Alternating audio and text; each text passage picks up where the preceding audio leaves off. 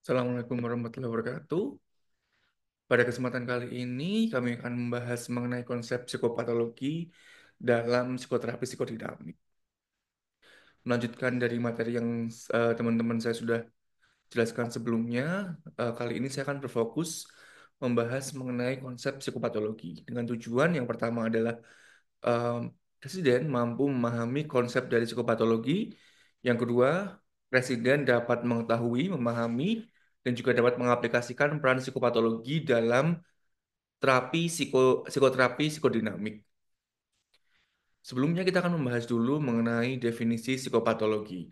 Psikopatologi berasal dari kata Yunani, psyche, atau yang artinya adalah jiwa, dan juga pathos atau yang berarti menderita, dan logos yang berarti opini, atau secara kasar itu bisa diterjemahkan sebagai ajaran mengenai penyakit jiwa atau ajaran mengenai gangguan jiwa.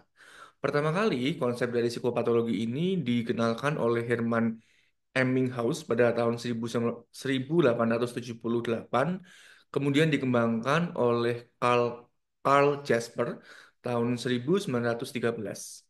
Dan di mana Carl Jasper ini dia mengquotes kalimat the individual as a whole in his illness as far as its mental and psychogenic illness and the soul of the individual. Jadi tidak bisa diremehkan maupun tidak bisa dilihat hanya dari satu sisi saja.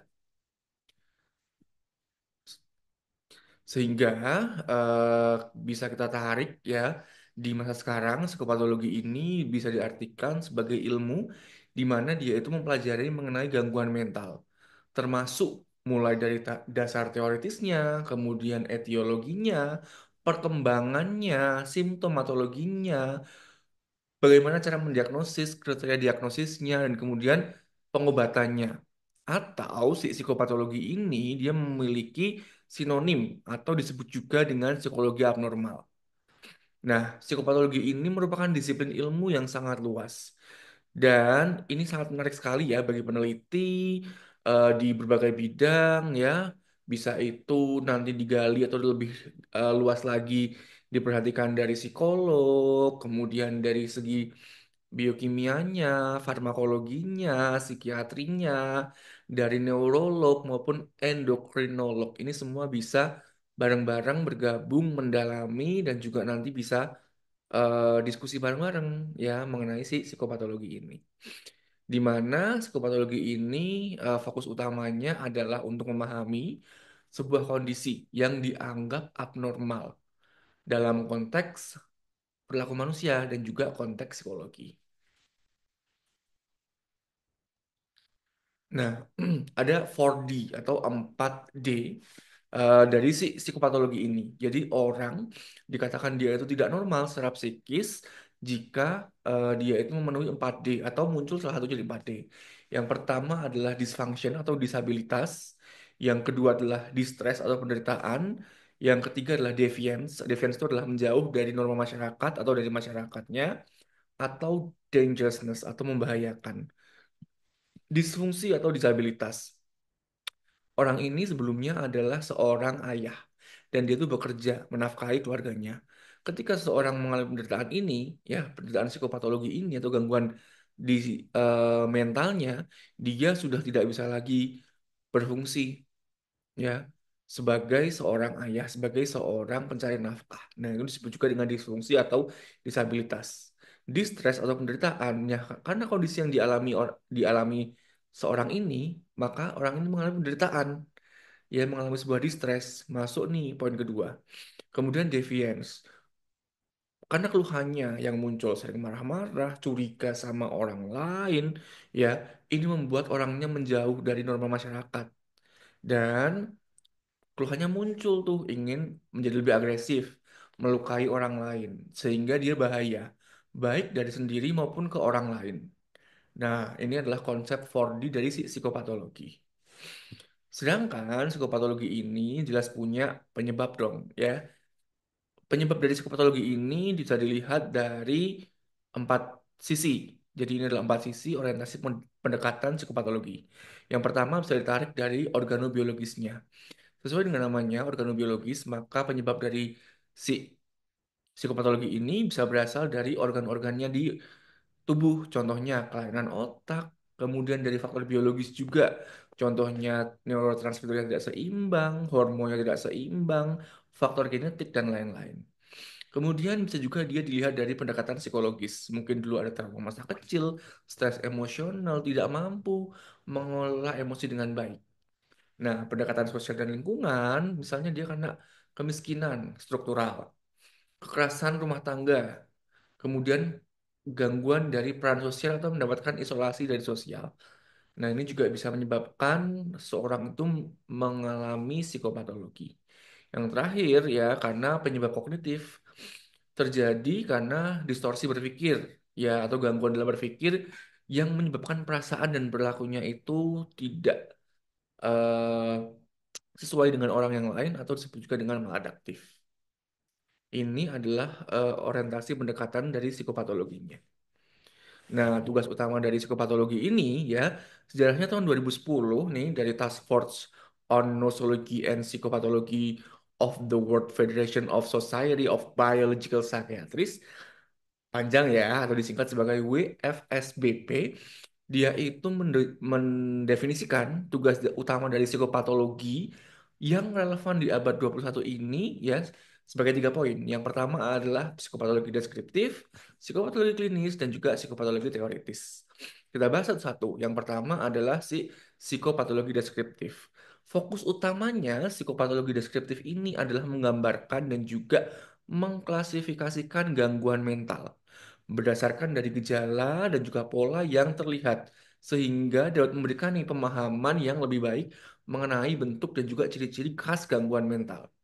Jadi ada sebuah kondisi A, sebuah kondisi B, sebuah kondisi C. Psikopatologi deskriptif itu adalah menggambarkan, mengklasifikasikan gangguan ini. Jadi gambaran A gimana, gambaran B gimana, gambaran C gimana. Setelah memetakan manifestasi gangguan mental ini, kemudian eh, dideskripsikan ya, dan ini juga berdasarkan pengalaman pasien secara subjektif dan juga perilaku pasien yang dilihat secara objektif dari pemeriksanya tanpa pengaruh interpretasi personal, budaya, atau tingkat pendidikan yang berlaku di sana. Kemudian yang kedua adalah psikopatologi klinis. Fokus utamanya di sini adalah setelah gejala yang tadi diidentifikasikan di deskriptif, dia menyusun gejala. Gejalanya disusun menjadi simptom dan juga sindrom.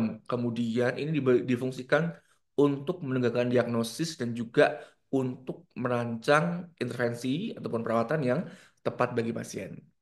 Sehingga gangguan mental ini tidak hanya didefinisikan oleh kumpulan gejala aja ya, tapi nanti yang harus diperhatikan adalah durasinya, frekuensinya, hubungan dengan situasi terkini ya. Kemudian eh, disfungsi sosialnya ada atau tidak. Psikopatologi klinis ini nanti melibatkan diagnosis, perawatan, dan juga pemantauan perkembangan dari si pasien. Nah, untuk diagnosis psikopatologi klinis ini, biasanya kita bisa menggunakan dua sumber ya kriteria diagnosis. Yang pertama adalah DSM-5 ataupun ICD-10. Ini yang sering kita gunakan sehari-hari di Bangsal selama residensi. Kemudian bisa juga dibantu dengan eh, kuesioner ya atau tools atau alat mungkin untuk mulai depresi ada BDI, kemudian ada MMBI dan lain-lain. Ya, itu adalah nanti tools atau alat yang bisa digunakan untuk membantu kita mendiagnosis psikopatologi. Yang terakhir nih, psikopatologi teoritis.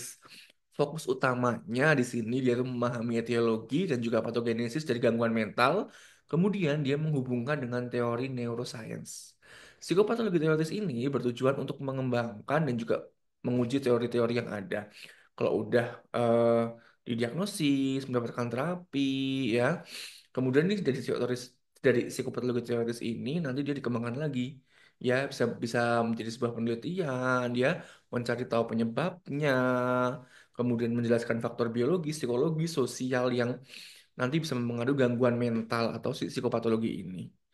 Nah, psikopatologi teoritis ini berperan penting dalam penelitian dasar yang nanti bisa membantu merumuskan model-model baru untuk diagnosis dan juga perawatan. Itu nih, jadi sepanjang ini kita baru membahas mengenai psikopatologi. Nah, kemudian psikopatologi ini apa sih dia perannya ke psikoterapi psikodinamik? Untuk basic dari psikoterapi psikodinamik udah dijelaskan oleh teman-teman saya yang lain. Ya, yang dia itu berdasarkan dari psikoanalisis dan juga kesadaran subconscious yang nanti dia bisa membentuk psikodinamik di mana pikiran, keinginan, dan juga memori alam bawah sadar ini nanti akan mempengaruhi perilaku manusia.